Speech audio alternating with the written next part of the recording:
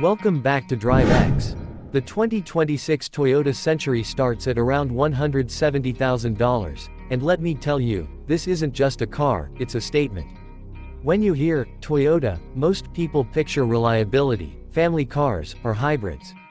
But the Century, that's Toyota's crown jewel. It's the kind of car you don't just buy, you earn the right to own it. And this 2026 version feels like Toyota's way of telling the world, luxury isn't just for the Europeans anymore. Just look at it. The first time you see the new Century, it almost doesn't scream for attention, it whispers it. That's the beauty of it. The long, sleek profile, the sharp lines, the perfectly sculpted grille, and that bold phoenix emblem sitting right at the front, it looks more like a rolling piece of Japanese art than a car. I love how understated it is compared to flashy Bentleys or Rolls. It doesn't need to show off, it just stands there with quiet confidence.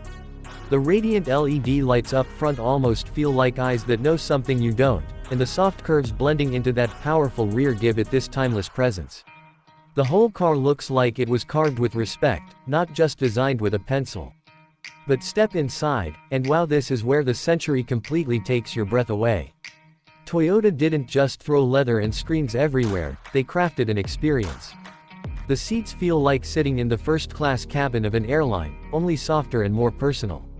You've got acres of legroom, the kind of silence that makes you forget you're on a road, and materials that don't just look expensive, they feel like tradition. The wood trim is polished to perfection, the stitching on the leather feels handcrafted, and even the carpet under your feet has this plush, royal vibe. The dashboard, modern, but not over the top. There's a massive digital display with crisp graphics, paired with a smaller screen that controls climate and entertainment. But unlike some luxury cars that bombard you with tech, the Century balances it. It's smart, it's connected, but it doesn't forget that this is supposed to be a place of peace. The rear seats are where the real magic happens, though. Reclining chairs, massage functions, individual screens, even a little fridge. It's less like sitting in a car and more like being chauffeured around in a moving 5-star lounge. Honestly, this is the kind of car you'd want someone else to drive just so you can enjoy the back. Now, let's talk about performance, because the Century isn't just about comfort, it's got power hiding under that elegant shell. The 2026 model comes with a hybrid V8, tuned not to be some drag strip monster, but to deliver smooth, effortless acceleration. Press the pedal, and it glides forward with this calm authority, like it's never in a rush but always in control. The ride is whisper quiet, the suspension eats up bumps like they don't exist, and the steering feels light but precise. Driving it feels less like commanding a machine and more like guiding a wave, it flows. And here's the kicker.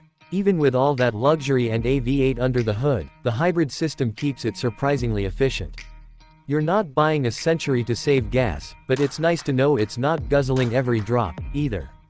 What makes this 2026 version special is how Toyota blended heritage with the future. The Century has always been Japan's symbol of ultimate luxury, but this one brings in modern touches without losing its soul. Compared to the older models, this one feels sharper, more tech-savvy, but it hasn't fallen into the trap of becoming just another flashy luxury car. It still carries that aura of dignity and exclusivity. Think of it as a quiet rival to a Rolls-Royce Ghost, except, it feels less about showing off wealth and more about appreciating craftsmanship. I'll tell you what I love most.